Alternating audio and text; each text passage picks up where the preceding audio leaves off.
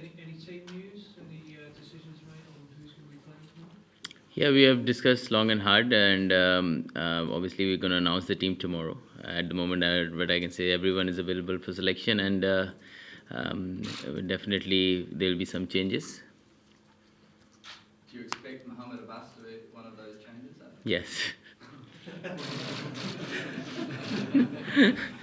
pretty Is it you expecting, and I know. What will he bring to the team, Mohammed Abbas? Obviously, he's got a great record against Australia and a great overall record. What do you hope he'll bring? Yeah, definitely. He's a very, he's seasoned in first class. He's done well in test matches as well. He can definitely bring a lot of control, and also like he has worked a lot during the last test match on his rhythm, and he's feeling much better. And obviously, the bowler of his class, you always feel that he's something to offer. So definitely, I'm very confident that. The amount of work he's done in the last week, and he must be feeling a lot more for me. We are feeling a lot more confident. As a Pakistan, they're known for their bowling, but whenever they come to Australia, they struggle. I mean, sometimes they even struggle to take 15 wickets in a match. So why is that they always struggle in Australia? Yes, it's been quite a history like that. But if we have to win, we have to change that. If you've seen a lot of our last few tours in Australia, we have struggled to pick up wickets. So yes, we have to control the rate. We have to bowl in good areas for a long time.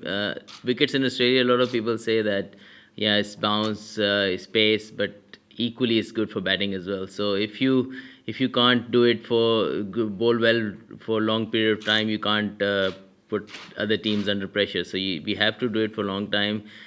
Teams just don't get rolled over here. So especially Australia, they're used to these conditions. They have their shots, they're built for their techniques are built for these kind of conditions. So they won't give you easy wickets away. So yes, if we have to pick up 20 wickets, we have to be controlling the rate for a long time. We have to execute our plan perfectly. As you talk about expecting changes, do you expect to open the batting in this test or bat number three? No, I'll bat number 3 in this test match. Also about Naseem Shah, like Waqar Yunus came and said you had to manage him. He didn't bowl too many overs on that day. So, like, what is happening there? How difficult is it to actually manage a 16-year-old fast bowler in a test match?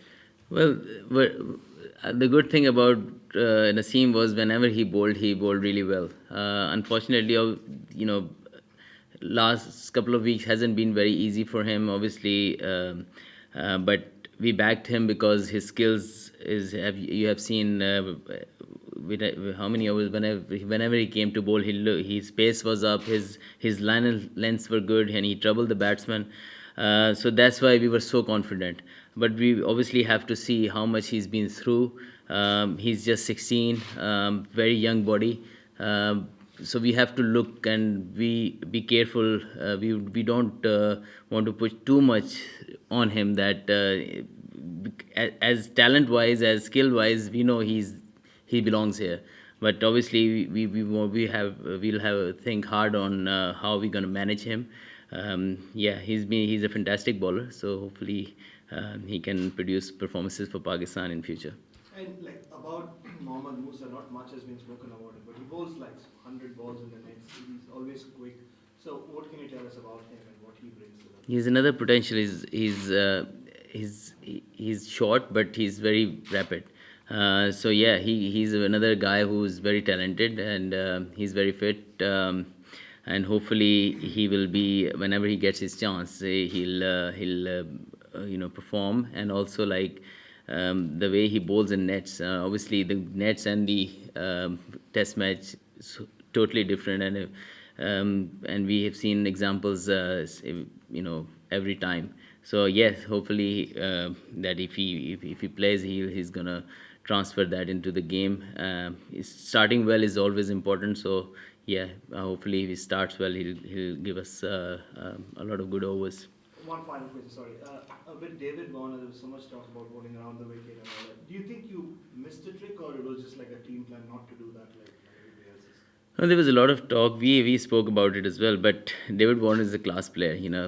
If you speak about weaknesses of all the batsmen, and we speak about uh, many players who have where you bowl they get in trouble, but because that's why they're great, that they counter it, how they manage to play well even in that case. So yeah, we missed, not missed, but we obviously discussed it, but we were not we didn't able to execute it properly. As you have a good record against the pink ball, do you lean on that here and take that experience when you come here? And also, how do you go about adjusting to facing the pink ball and the lights? I think obviously it's more about the timings of the day. Pink ball, yes, it's a little bit different.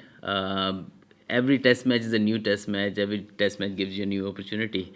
Pink ball record, I played 2 test matches and I enjoyed that. Hopefully, there's another one starting tomorrow. But yes, you have to apply again differently. There's different timings of the day you have to play. There's a afternoon session. There's a evening session, and there's 1 hour, 1 hour 20 minutes of when the lights are really impacting.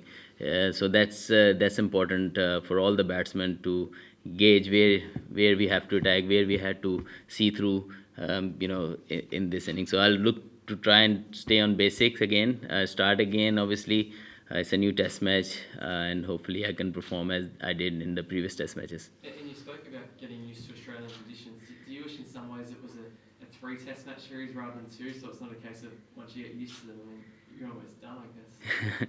Yes, obviously we always love to play more test matches. As a Pakistan team, we don't play many test matches, which is not good for any team. I think if we play more test matches, we have better chance to even adjust in different conditions as well. So yeah, the last time we played 3 test matches, and if you see in all the test matches, our batsman was scoring 100. So this is one of the places where you can score big runs. And if you get here early, and also like if you get more test matches, it will be better. So if you're dropping yourself to number 3 tomorrow, does that mean Imam's likely to work in the bank? Yes, we'll decide. We'll announce the side probably tomorrow. Because obviously, by the question, I think I'm going to announce 11 by now. Yeah, obviously, we'll go with the 2 openers, and then I'll come back to number 3. Azhar, do you feel like the pink ball in any way is a leveler for the 2 sides, given you got to play in one quite recently and did very well, whereas Australia hasn't played, I think, since February, the pink ball test? No, I think it's not a great advantage to any, but I think whoever gets, obviously the toss can come into play as well, and also if you can get ahead of the game early, then it's very important. But yeah, it's not a huge adjustment, but it's just like if you practice a bit more before playing a pink ball test match, have more practice days or a practice match just before would be ideal. But I think same for the both team. So there's no excuses. So we'll try and apply our game plan. Whoever does that better, I think will be ending up winning it.